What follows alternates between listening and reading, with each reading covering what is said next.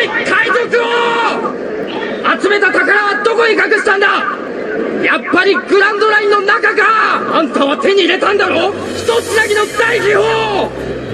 ワンピースをよ！ Et salut, c'est Darkedirekken et aujourd'hui on se retrouve dans une nouvelle vidéo. Donc c'est une vidéo théorie One Piece, c'est la première de la chaîne. Alors il y en aura pas régulièrement mais il y en aura d'autres. Donc dans cette vidéo on va parler par exemple du fait que Joy Boy est Luffy. Luffy n'est pas une réincarnation de Joy Boy. Je vais expliquer tout ça dans cette théorie juste folle. C'est parti. Monkey D. Luffy, Kaizoku Ō ni naru.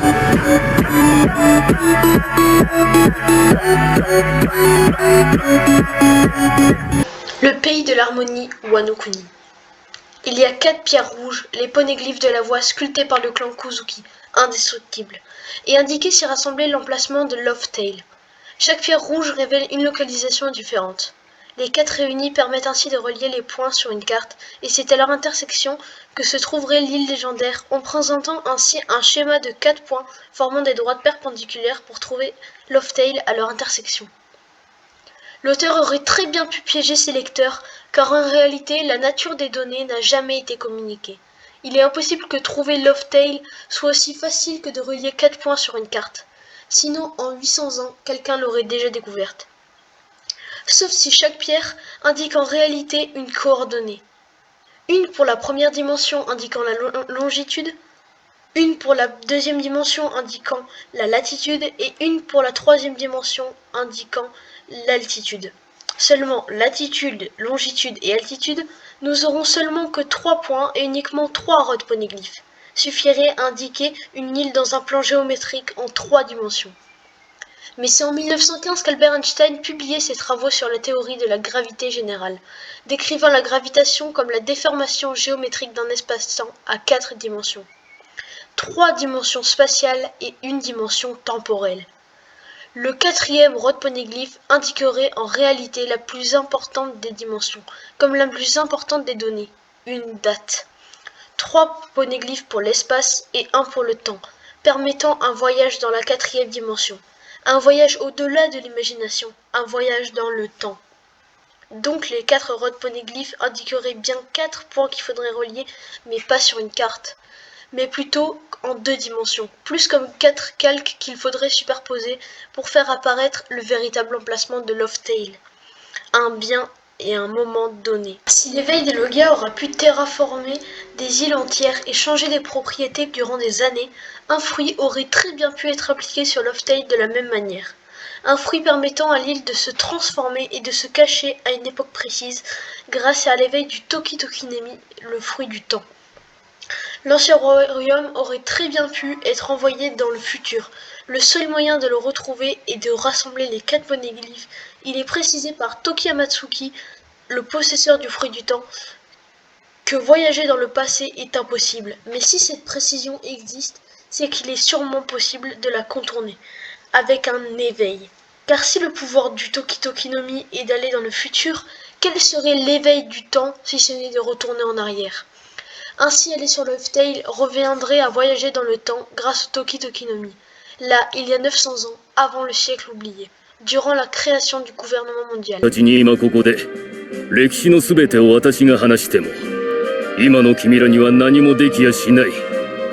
C'est au chapitre 507 que Silver Riley, rare personne au monde encore vivante à avoir vu le One Piece de ses propres yeux, disait au Mugiwara, même si je vous racontais toute l'histoire maintenant, vous ne serez pas capable de faire quoi que ce soit. Le moment n'était pas encore venu, et le timing est important. Nous sommes arrivés trop tôt, disait Goldie Roger. Un jour quelqu'un arrivera et nous surpassera. Un jour renaîtront les armes antiques. Ce jour-là, le roi rencontrera la princesse, et les baleines chanteront son retour dans le nouveau monde. Ce jour-là, Joy Boy sera revenu. Ainsi, le seul moyen de réaliser le souhait de l'ancien royaume et la volonté du dit est d'arriver à un bien fixe et à une époque précise. Goldie Roger le comprit et décida alors de dissoudre son équipage et de lancer la grande vague de la piraterie pour que quelqu'un arrive au bon moment. Grand Line, véritable couloir maritime, est comme le temps. On peut avancer ou reculer, voyager en avant ou en arrière, mais il est impossible de se rendre sur le côté, à Calm Belt. La route de tous les périls est donc une frise chronologique des aventures. Seulement cette frise fait en réalité une boucle. En effet, si Lodestar est présenté comme la toute fin de Grand Line et que Loftail est présenté comme son au-delà, après avoir fait le tour du cadran, il ne peut se trouver que son commencement. Le commencement du monde comme de l'histoire. Au final, Grand représente le couloir du temps. Des voyageurs remontent grâce à un lock-pose qui se porte étrangement au poignet, comme une montre. Le tout pour arriver à destination, là où tout a commencé. Et si les lock-poses représentent une montre, les Eternal Poses représentent étrangement un sablier, le symbole de la fuite du temps. Ainsi, pour faire en sorte que le temps s'écoule à nouveau depuis le début, il faut le retourner. Retourner le monde, une expression utilisée par Goldie Roger, invitant Silver Riley à rejoindre son équipage au chapitre 603. Puis une expression utilisée par Oden Kuzuki, invitant Toki Amatsuki à se téléporter au chapitre 973, et une expression utilisée par Don Quixote do Flamingo, affirmant connaître le secret de Marie-Joase, au chapitre 762. Le secret de ces mondes serait donc de le renverser au sens propre, retourner le sablier pour remonter le temps. Voyager dans le passé, comme disait Toki Amatsuki, est donc bel et bien impossible, sauf si le futur est le passé, et qu'il permet donc de réécrire l'histoire en créant une boucle. Ainsi, en se rendant sur Loftail, les Mugiwara voyageraient dans le temps, à l'époque du siècle oublié et de l'ancien royaume, pour libérer un nouveau pays. Quoi de mieux au final que de présenter le flashback le plus attendu de tout le manga que de le vivre. Le siècle oublié serait en réalité le futur des Mugiwara, et donc le dernier arc de One Piece. Totalement insouciant comme à son habitude, Luffy vivrait l'ultime aventure de sa vie et libérerait l'ancien royaume en proie du gouvernement mondial, devenant le dieu soleil Nika et la légende de Joy Boy. Elle dont tout le monde parle depuis 800 ans. Chronologiquement, l'éveil de Nika se ferait bien sur Onigashima contre Kaido, et c'est par la suite que Luffy, contrôlant parfaitement son Gear 5, libérerait le monde, restant en mode Nika, expliquant pourquoi il ne reste aucune trace d'un Monkey D. Luffy aux cheveux noirs dans l'histoire. Car il y a 800 ans, Luffy, en Gear 5, faisait rire le monde entier, et ses habitants, dont certains le surnommaient ainsi Nika le dieu soleil, et d'autres le garçon joyeux Joy Boy.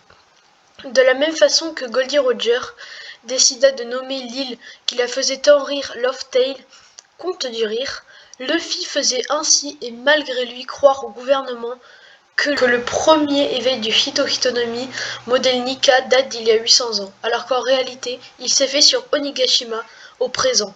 Jamais la mort de Joy Boy n'a été confirmée, et peut-être que tout ce qu'il a fait, c'est revenir au présent grâce au Toki Toki no Mi de Toki Amatsuki, permettant à l'histoire de s'écrire et au gouvernement mondial de prendre le pouvoir durant 8 siècles jusqu'à son retour, jusqu'au retour de Joy Boy avec les armes antiques.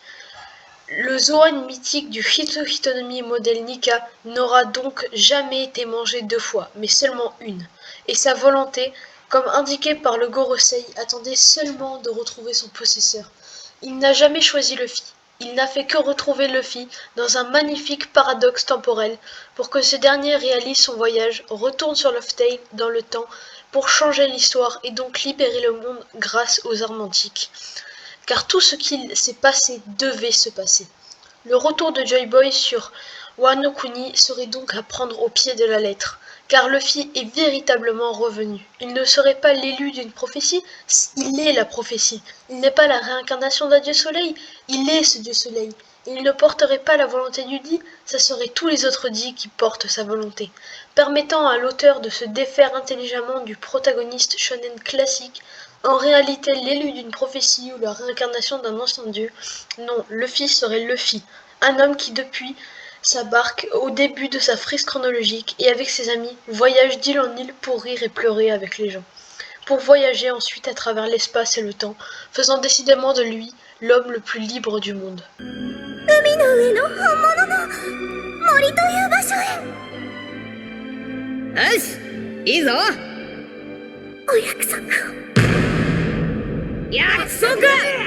C'est au chapitre 628, dans la forêt sous-marine, que Nico Robin découvrait un poneglyphe pas comme les autres.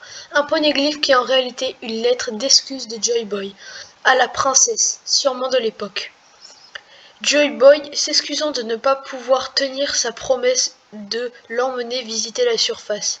Et si je vous disais qu'il n'y a jamais eu de princesse sirène il y a 800 ans, et qu'en réalité cette promesse n'a jamais été faite il y a 8 siècles, mais il y a seulement quelques mois. Nous sommes au chapitre 653 et Shirahoshi, princesse sirène, demande à Monkey D. Luffy de lui promettre de l'emmener un jour à la surface, découvrir une véritable forêt. Une promesse sacrée tenue non seulement par le capitaine, mais aussi par ses compagnons, qui en remontant dans le temps demandent à Franky de construire le Noah, mais comprend avec la menace du gouvernement que les hommes poissons n'ont pas le choix que de rester 8 siècles cachés et protégés au fond de l'océan. Luffy, ne pouvant pas détruire l'île maintenant, le fera donc comme prophétisé plus tard par Charley, s'excusant à Shirahoshi via le poneglyphe qu'il écrira lui-même pour que le peuple homme-poisson garde espoir pendant 800 ans, pour qu'il protège le Noah jusqu'au jour du serment prononcé 2 fois par Neptune, jusqu'au jour où il pourra tenir sa promesse. この鎖国に意味があった。だがいつかジョイボーイが現れる日までに開国せねば。 Présenté comme depuis plus de 12 ans comme une figure mythique de l'ancien temps, Joy Boy est à l'instar du One Piece, l'un des principaux mystères du manga et sa révélation se doit donc d'être à la hauteur de son attente. En effet, après des décennies, il serait décevant d'apprendre qu'il s'agit seulement d'un homme important de l'époque, et après toutes ces années passées à ses côtés, nous aurions dû nous en rendre compte. Il était là depuis le début. Il est celui qui nous fait rire et pleurer. Alors qui de mieux pour faire pleurer de rire un roi que Monkey D. Luffy lui-même? Ainsi, depuis le début de toute l'histoire, aurait pu s'écrire via un déterminisme vertigineux.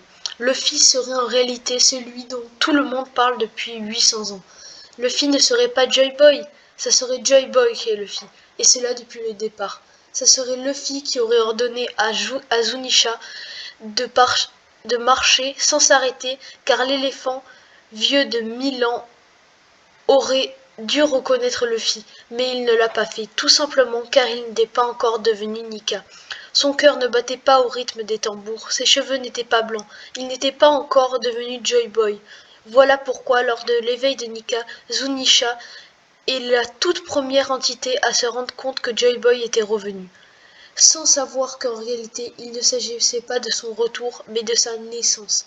Car le passé d'il y a 800 ans sera son futur, car enfin ce serait donc Monkey D. Luffy qui aurait fait rire Goldie Roger et son équipage sur Lovetail. En effet, c'est sur l'île légendaire que le roi des pirates disait regretter de ne pas être né à la même époque que Joy Boy, sans préciser si cette époque était revenue ou pas encore arrivée, ou peut-être les deux. Peut-être que si Crocus au chapitre 105 et Riley au chapitre 505 pensaient avoir trouvé celui qui les attendait, c'est parce qu'ils attendaient de rencontrer celui qui les avait fait rire. Peut-être qu'au final, c'est bien Monkey D. Luffy qui fit rire Goldie Roger. Alors ce dernier regrettait naturellement de ne pas avoir vécu à la même époque que lui, à la fois il y a 800 ans et dans 20 ans. Eiichiro Oda pourrait donc offrir un twist final à son shonen avec un paradoxe temporel, créant un déterminisme où tous les événements, et en particulier les actions humaines, sont liés et déterminés par la chaîne des événements antérieurs. Autrement dit, tout ce qui s'est passé devait se passer, car la définition même du déterminisme fut déjà prononcée à 2 reprises dans le manga. Ainsi, Silver Riley au chapitre 603 annonçait « Dans ce monde, les coïncidences n'existent pas. Tout ce qui s'est passé était inévitable. » Et le monde prend lentement mais inexorablement forme. Enfin, Goldie Roger, avant de mourir, et pour couvrir les plus grandes histoires de tous les temps, nous disait « La passion et les rêves sont comme le temps, rien ne peut les arrêter, et ce sera ainsi tant qu'il y aura des hommes pour donner un sens au mot liberté. » Voilà, j'espère que cette vidéo vous aura plu. Je pense avoir la suite de la théorie sur Franky, Zoro, Nami, Brook. Voilà, Donc à bientôt, ça prendra du temps pour une nouvelle théorie et ciao!